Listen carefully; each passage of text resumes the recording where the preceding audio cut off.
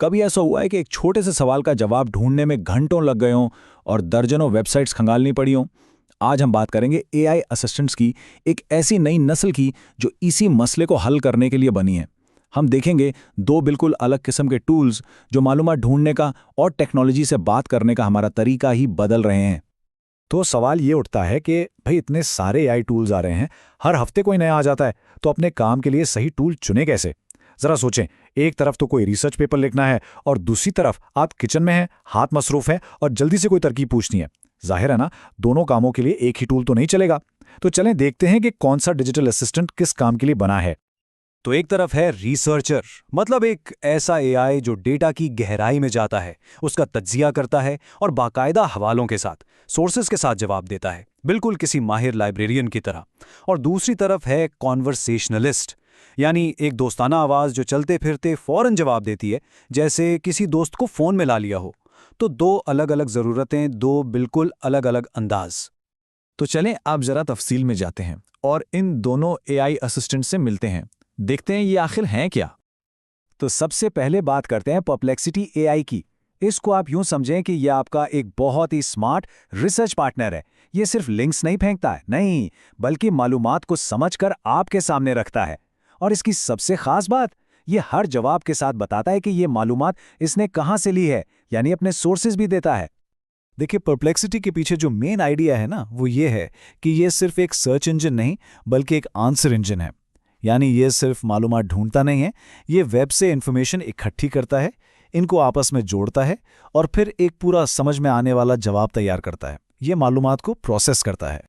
इसको एक मिसाल से समझते हैं। फर्ज करें आप इससे पूछते हैं कि पाकिस्तान में ई कॉमर्स का मुस्तकबिल क्या है, तो ये आपको 10 अलग अलग आर्टिकल्स के लिंक्स नहीं देगा, बल्कि इन सब का खुलासा एक समरी बनाकर देगा, उसमें से अहम पॉइंट्स निकालेगा और हाँ, साथ में वो लिंक्स भी देगा जहां से ये सारी मालूमात उठाई गई हैं, ताकि आप खुद भी तसल्ली कर सकें। और ये सिर्फ एक मिसाल नहीं है, इसके बहुत से इस्तेमाल हैं। स्टूडेंट्स इससे अपने असाइनमेंट्स में हेल्प ले सकते हैं, प्रोफेशनल्स अपनी रिपोर्ट्स तैयार कर सकते हैं और रोजमर्रा के इस्तेमाल में भी ये मुश्किल से मुश्किल टॉपिक्स को आसान बना देता है।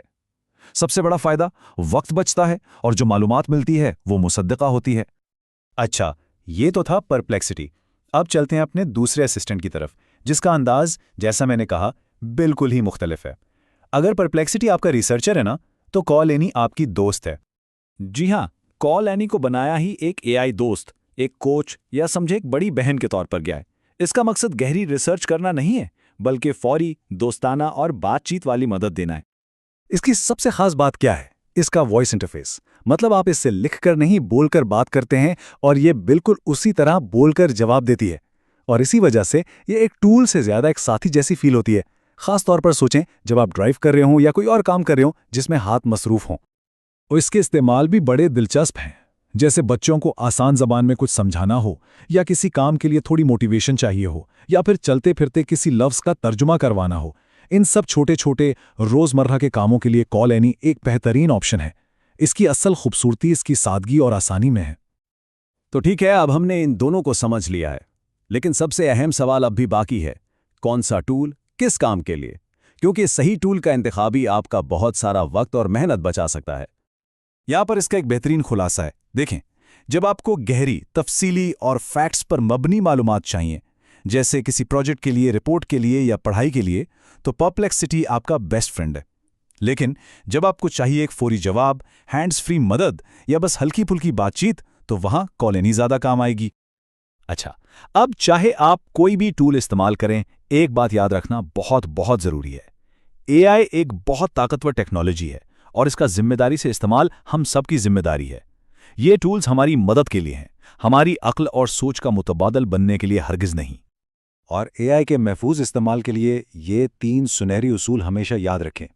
पहला, हमेशा सोर्स चेक करें। दूसरा, ज़ाती मालूमात कभी ना दें। और तीसरा, आखिरी फैसला हमेशा इंसान का। चलें इनको थोड़ा खोल कर देखते हैं कि इनका मतलब क्या है। तो पहला असूल, हमेशा सोर्स चेक करें। क्यों? क्योंकि एआई कभी कभी गलत मालूमात भी दे सकता है, इसे हेलुसिनेशन कहते हैं। तो खास तौर पर जब कोई अहम मालूमात हो तो हमेशा उसके दिए हुए सोर्सेज को खुद चेक करें। दूसरा असूल, अपनी ज़ाती मालूमात जैसे पासवर्ड या बैंक की तफसीलात कभी किसी एआई के साथ शेयर ना करें। और सबसे अहम तीसरा असूल, आखिरी फैसला हमेशा इंसान का होना चाहिए। एआई आपको रास्ते दिखा सकता है, ऑप्शंस दे सकता है, लेकिन आपकी ज़िंदगी के बड़े फैसले करने का हक सिर्फ आपका है। तो अब जब हम इन दो बिल्कुल अलग किस्म के एआई असिस्टेंट्स को समझ चुके हैं, तो असल सवाल ये नहीं है कि टेक्नोलॉजी क्या कुछ कर सकती है। असल सवाल ये है कि हम इस टेक्नोलॉजी को इस्तेमाल करके क्या कुछ हासिल कर सकते हैं, चाहे वो नई चीज़ें सीखना हो, अपने काम को और बेहतर बनाना हो, या बस अपनी रोज़मर्रा की ज़िंदगी को थोड़ा आसान बनाना हो। एआई का मुस्तकबिल अब हमारे हाथों में है।